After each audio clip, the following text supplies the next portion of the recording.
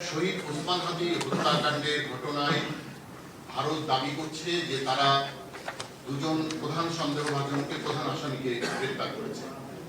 ভারতের গণমাধ্যমে খবরটি বেশ জোরে সোরে প্রচারিত হয়েছে। আমার প্রশ্নের প্রথম অংশ হচ্ছে, এ ব্যাপারে আপনাদেরকে ভারতের পক্ষ থেকে জানানো হয়েছে কিনা, জানিয়ে থাকলে ওই দুই আসামিকে বাংলাদেশে আনার ব্যাপারে কি পদক্ষেপ নেওয়া হবে? কারণ অভিবাসী আইনে ভারত গতকালকে ওই দুই আসামিকে 14 দিনের রিমান্ড দিয়েছে, যেটা বিরল ঘটনা। এতে আমাদের মনে হতেই পারে যে ভারত ওই দুই আসামিকে ফেরত দিতে বিলম্ব করবে।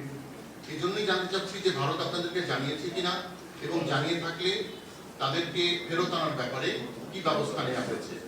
পরের অংশটা হচ্ছে, আরেকজন দণ্ডিত আসামি সাবেক প্রধানমন্ত্রীও ভারতে অবস্থান করছে, তাকে দেশে এনে বিচারের মুখোমুখি করার ব্যাপারে আপনাদের কি উদ্যোগ রয়েছে?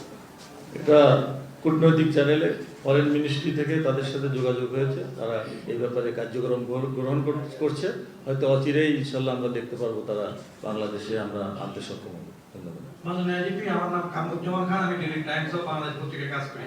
স্বরাষ্ট্রমন্ত্রী মহোদয় জানিয়েছেন যে সন্ত্রাসী এবং চাঁদাবাজদের তালিকা করে অভিযান জোরদার করা হবে। এই তালিকাটা কোন পর্যায়ে আছে এবং এই তালিকা নিষ্পত্তি কবে অভিযান শুরু হবে? তালিকা আমাদের তৈরি হয়ে গেছে, আমরা ইনশাল্লাহ অচিরেই তাদের বিরুদ্ধে অভিযান শুরু করব।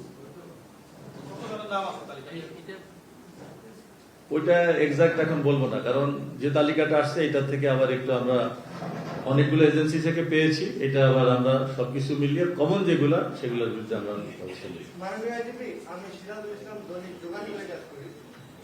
আমার একটি কোশ্চেন আছে, যেটা হলো ফেসিবাদী সরকারের আমলে পুলিশ সদর দপ্তরে সাংবাদিকদের প্রবেশ করতে যে ধরনের বিধিনিষেধ ছিল বা অসুবিধা বিরাজ করছিল, ফেসিবাদ আমলের পরে কিন্তু আমরা একই ধরনের অসুবিধা দেখছি।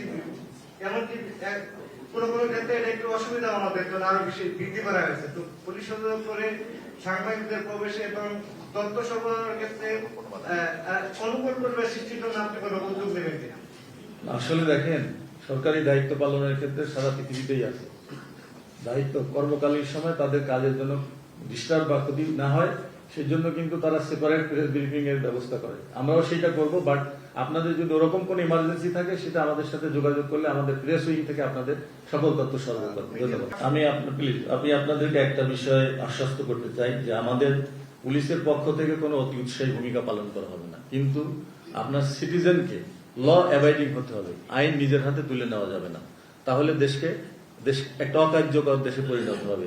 আইনের শাসন বাস্তবায়ন, ন্যায় বিচার প্রতিষ্ঠা, এই জন্যই পুলিশ কাজ করবে। আর যারা নিষিদ্ধ সংগঠন, অনেক নিষিদ্ধ সংগঠন আছে, তারা বিভিন্ন অজুহাতে সালে সুতায় যে রাস্তায় নেমে এসে আইন শৃঙ্খলার অবনতি ঘটাবে, সন্ত্রাসকে উস্কে দিবে, এটা আমরা মেনে নিব না।